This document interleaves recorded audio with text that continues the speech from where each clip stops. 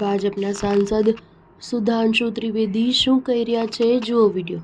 इसी के साथ साथ यह भी बात सामने आई कि पुलिस ने कई मौकों के ऊपर जो उनकी प्रोसीडिंग्स में, और ये जो तृणमूल कांग्रेस के नेता का नाम ये पेज नंबर 5 के ऊपर अपनी फाइंडिंग्स में लिखा हुआ है। फिर यह बताया गया कि दे want a permanent BSF camp and central armed police for their own protection। यानी पहले तो लोगों के घर विध्वंस हुए, फिर लोगों को पलायन पे बाध्य होना पड़ा, और पश्चिम बंगाल की पुलिस पर उनका इतना विश्वास हो गया कि वो सीमा सुरक्षा बल और केंद्रीय सुरक्षा बलों के ही कैंप में रहने के लिए उद्यत थे। यह साफ दर्शाता, और आगे लिखा है, the West Bengal police did not respond at the village of Bedbona called at 4 p.m. on Friday and 4 p.m. of Saturday, but police did not pick up the call। यानी गांव के लोगों ने जब उनको मदद की गुहार लगाई, पुलिस ने कुछ नहीं किया।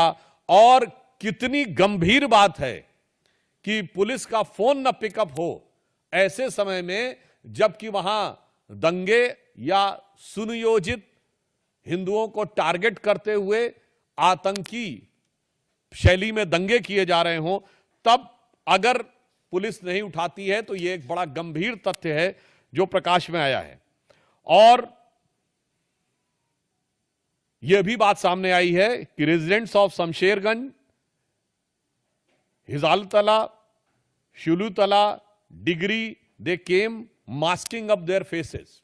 यानी यह भी बात साफ आई कि चेहरा छुपाकर लोग सुनियोजित ढंग से हिंसा करने के लिए आए थे। एक बात बहुत स्पष्ट हो गई है कि हिंसा का प्रकार चाहे कोई भी हो, राजनीति का प्रकार चाहे कोई भी हो, वार सिर्फ और सिर्फ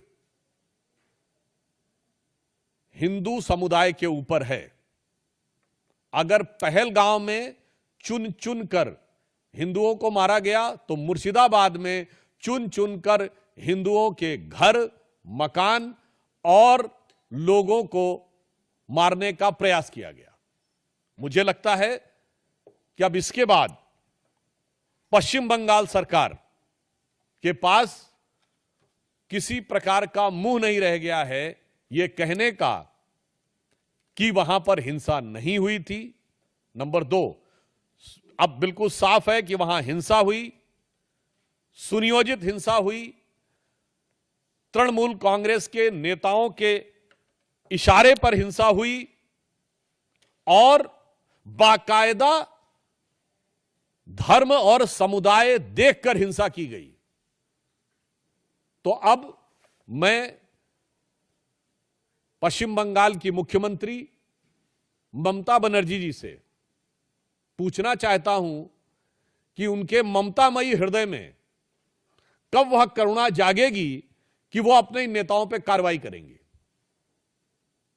हम भारतीय जनता पार्टी की तरफ से स्पष्ट रूप से पूछना चाहते हैं कि न्यायालय के द्वारा गठित एसआईटी में यह तथ्य आने के बाद तृणमूल कांग्रेस के नेताओं पर ममता बनर्जी जी कब कार्रवाई करेंगी और अपने नेता